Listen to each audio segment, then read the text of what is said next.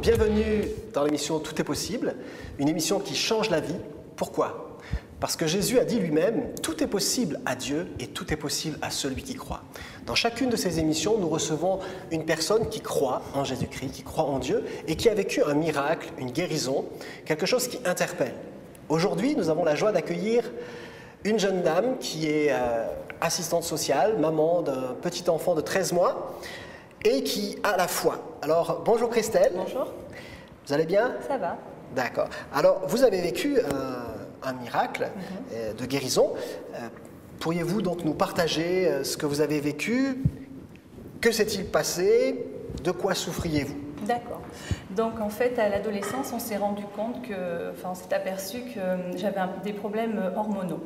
D'accord. Donc je ne sécrétais pas assez d'une hormone pour avoir mon cycle menstruel normal et régulier. D'accord.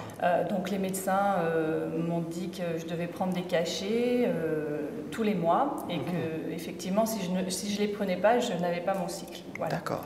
Alors c'était une souffrance pour moi parce que déjà à l'adolescence, je me sentais pas comme tout le monde.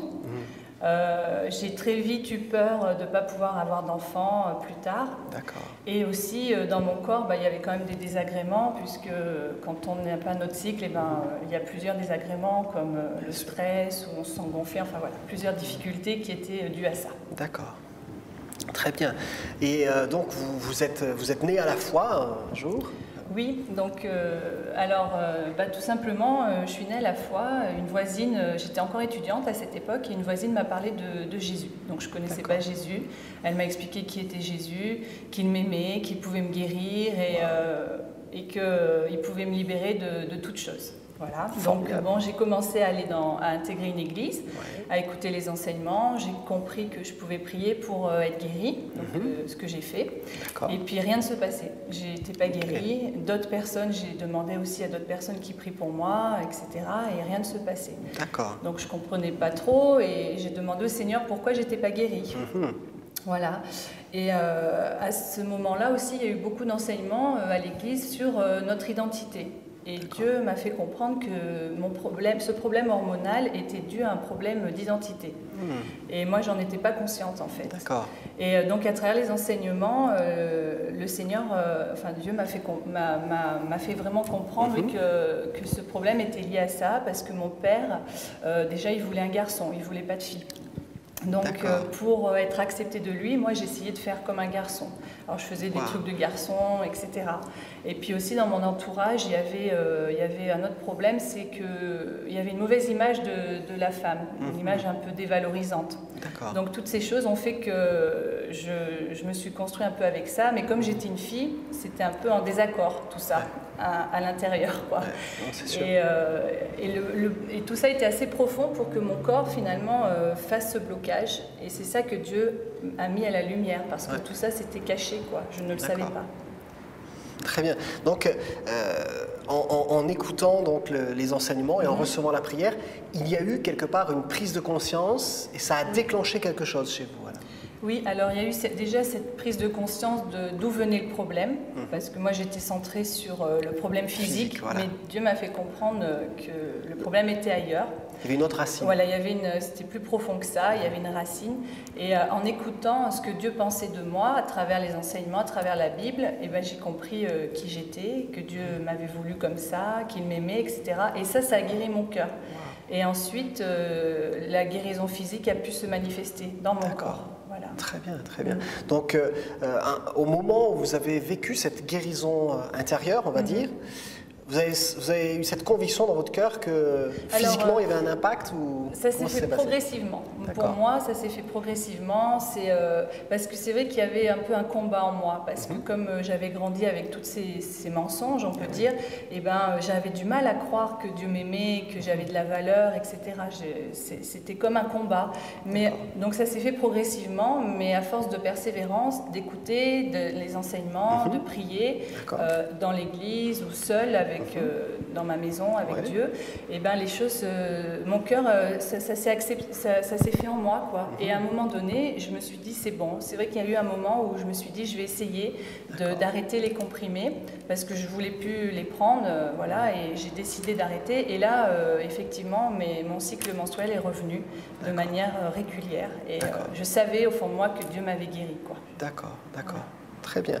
Donc c'est de votre propre initiative que vous avez arrêté c'est une conviction. Ce traitement. Voilà, vous avez une conviction personnelle. C'est ça. Personne ne vous a dit il faut arrêter.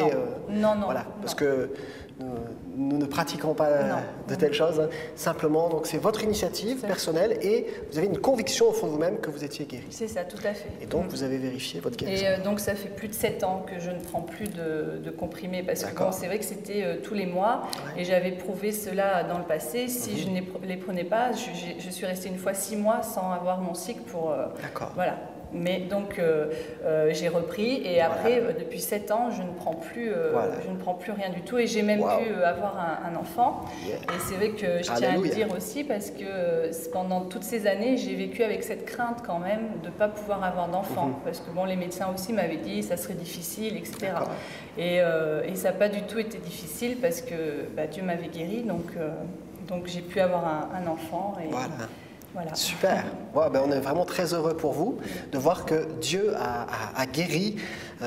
Et ce qui est intéressant, c'est qu'on voit dans votre témoignage de guérison qu'il y a eu un déclencheur de la guérison physique et c'est en fait la guérison intérieure. Donc il y a un lien entre les deux. Quand il y a eu guérison intérieure, ensuite il y a eu guérison physique. Et la Bible dit, il n'y a de salut en aucun autre, si ce n'est qu'en Jésus-Christ. C'est le seul nom qui a été donné aux hommes afin qu'ils soient sauvés. Et le mot « sauver » dans la Bible signifie sauver, bien entendu, mais aussi guérir et délivrer. Et chers amis, vous qui nous regardez, vous qui nous écoutez, eh bien, Dieu a donné un nom, c'est le nom de Jésus. C'est la personne de Jésus. Et c'est par cette personne-là que Christelle a été sauvée, elle a été guérie.